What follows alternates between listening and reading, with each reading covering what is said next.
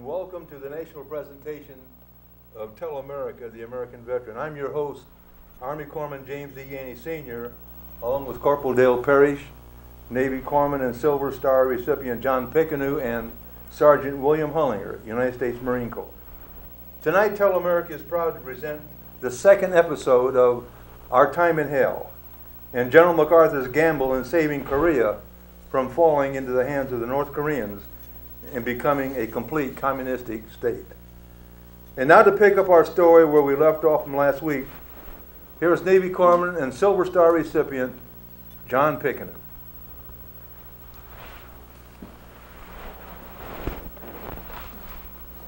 All right, Jimmy, thank you for that fine introduction. In our last episode of Our Time in Hell, we saw the separation of Korea in two parts, the communistic North and the democracy of the South. On June 25th, 1950, the North Korean army invaded their neighbors in the South by crossing over the 38th parallel. In doing so, they swept swiftly across South Korea, capturing the city of Seoul. Meanwhile, many innocent civilian men, women, and children lost their lives. Continuing southward, the North Korean army pushed the ROK army to the southernmost section of Korea, which is Busan. This set up one of the most famous battles in Korea, the Busan Perimeter. Receiving the word in Japan, General MacArthur swiftly sent 400 Marines to Busan to defend the perimeter with their backs to the sea. As we ended last week's episode, General MacArthur devised one of the greatest gambles in military history. Make a surprise landing here at Incheon. The North Koreans never expected any attack there because at Incheon Harbor they have about a 30-foot tide. When the tide is out, they just have mud flats. And when they have no beach because they have nothing but rock and a seawall at the Incheon Harbor. Before the landing took place, they had Navy frogmen come in here and map out the area and laid buoys to mark the channels in the mud flats. And an island called Wamidu lay in the harbor, and we had no idea what defenses the North Koreans had. On the morning of September 13th, 6 destroyers pulled into the harbor within less than a mile of the Wamidu Harbor, or the island, to see if they could draw fire, and they did. And they sat there and fired toe-to-toe with the North Korean artillery batteries, which was a mistake that North Koreans made. These ships received damage. 3 of the ships received damage, but was able to pull out of the harbor under their own power.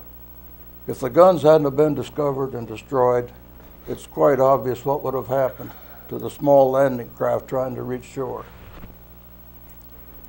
On the morning of September 15th, at high tide, 1,250 Marines landed on this Wamidu island, securing the island with very light casualties.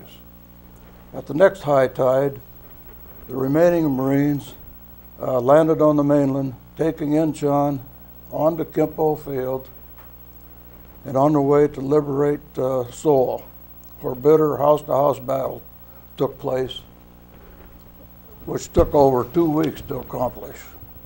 The 7th Infantry followed the Marines ashore, cutting the main supply lines to the North Koreans.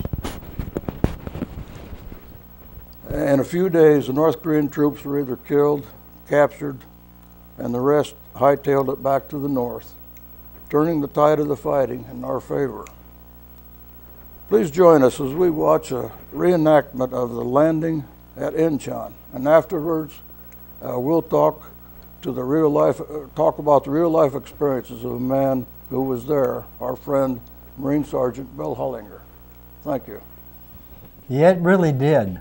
And of course, I never made the first day of landing. I was one of those lucky people, I guess you say, got stuck out there in the mud flats, and I could look out to the east more or less and see the ship that they said MacArthur had his officers on watching this going on.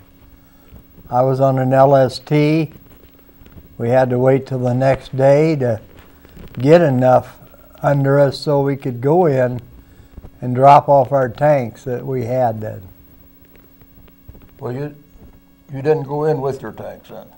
I did, but I was with the tanks to go in, and then I got in on a truck to hauled in with my equipment. Well, I understand there's about 320 warships out in the harbor with 70,000 men ready to go on shore.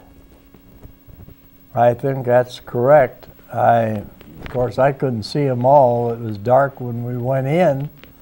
And of course, when the tide went down in the daylight, we seen where we were, and there's no place to go. We just hoped that nothing of an air attack would come and knock us out. That's all we could do. Jim, do you have some questions, or John? Yes, Bill, I think one question we ought to relate to our viewers, I think. What was your feeling that first instant when you went into combat?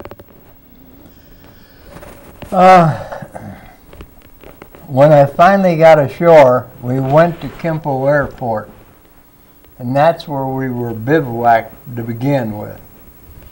And then we set up a perimeter out there for that night, and a couple shells come in, and luckily, I don't know, good Lord or whatever, we just got our sleeping bags, Jim, and we had to put the outer cover on the sleeping bag that kept the dew out, the moisture coming in.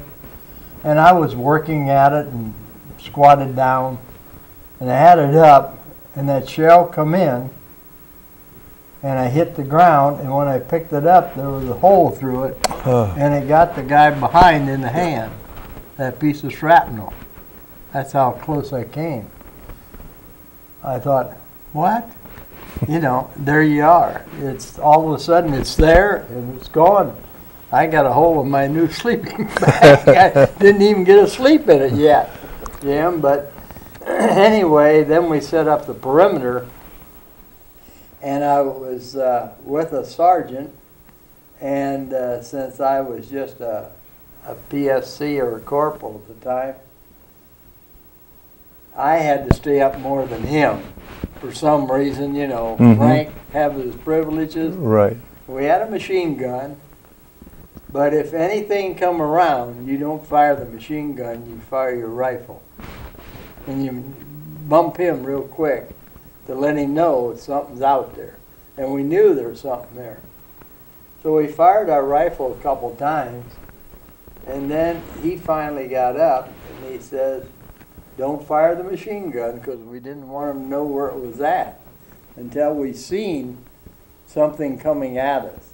We never did. And we must have scared them off or whatever, because nothing else happened the rest of the night. So then if they would use the machine gun, it would probably give away our position. Or your position. And they would have lobbed a mortar shell or a grenade at us, because you had like two men here, a machine gun and a rifle, like I was.